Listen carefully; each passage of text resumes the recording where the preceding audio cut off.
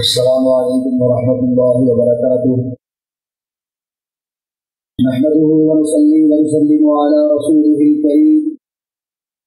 أما بعد فأعوذ بالله من الشيطان الرجيم من همزه ونفخه ونفثه بسم الله الرحمن الرحيم وما لكم لا تقاتلون في سبيل الله والمستضعفين من الرجال والنساء والولدان الذين يقولون ربنا أخرجنا من هذه القرية الظالم أهلها واجعل لنا من لدنك وليا واجعل لنا من لدنك نصيرا۔ حضرات محترم، آج 5 فروری کے کشمیر ڈے کے موقع پر یہ بات بتا دینا چاہتا ہوں کہ ہندوستان یہاں پر مسلمانوں کی حکومت تھی اور ہندوستان وہ سرزمین ہے کہ جس سرزمین کے بارے میں امام کائنات امام الانبیاء جناب محمد رسول اللہ صلی اللہ علیہ وآلہ وسلم نے یہ بشارت بھی بتلائی ہے کہ لوگوں اصابتان من امتی احرزہم اللہ من النار، میری امت کی 2 جماعتیں ایسی ہیں، 2 فوجیں، 2 لشکر، 2 گروہ ایسے ہیں کہ جن کو اللہ نے جہنم سے آزاد کر دیا ہے۔ ان میں سے اصابت تغزو الہند، ایک 2 جماعت جو ہندوستان کے خلاف جہاد کرے، ہندوستان کے خلاف چڑھائی کرے۔ میرے مصطفیٰ کے ماننے والوں نے،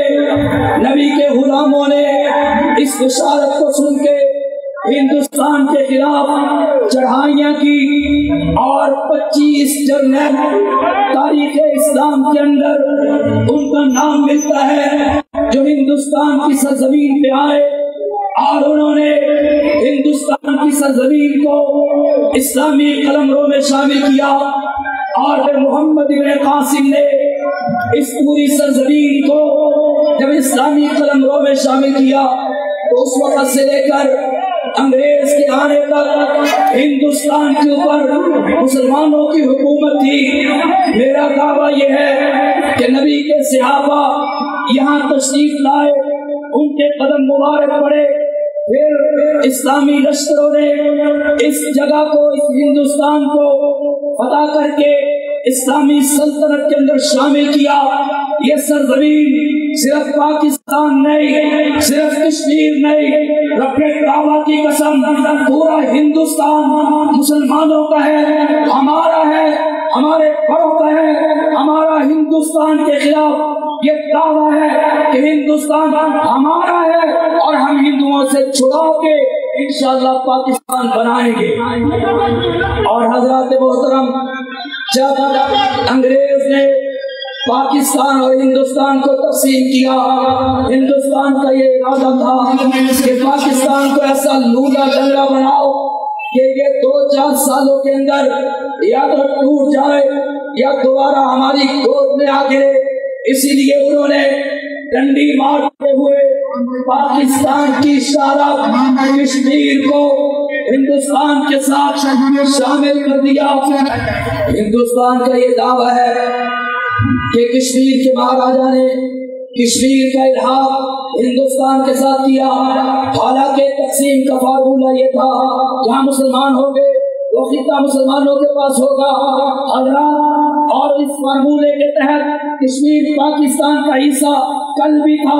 آج بھی ہے، اور انشاءاللہ کشمیر کو چھڑانے کے لیے پاکستان نے پہلے بھی جنگیں لڑی ہیں۔ ہم مرکزی مسلم لیگ کے اسٹیج سے اعلان کرتے ہیں اپنا حق لینے کے لیے، کشمیر کو ظلم سے آزاد کروانے کے لیے، ہندو کے پنجہ استبداد سے بچانے کے لیے ہمیں 1000 جنگیں لڑنا پڑی، انشاءاللہ لڑیں گے، کشمیر کو آزاد کروائیں گے۔ ہندوستان کے اس دعوے کے بعد متعلق آخر میں یہ بات عرض کرنا چاہتا ہوں، ہندوستان کے ظالموں، اگر کشمیر کے راجا نے تمہارے ساتھ الحاق کیا تھا، اس لیے تمہارے کشمیر پہ قبضہ کیا ہے، تو پھر ہمارا پاکستان کا یہ دعویٰ ہے ریاست حیدرآباد، جوناگڑھ، مناوا ڈال کے وہ جو وہاں کے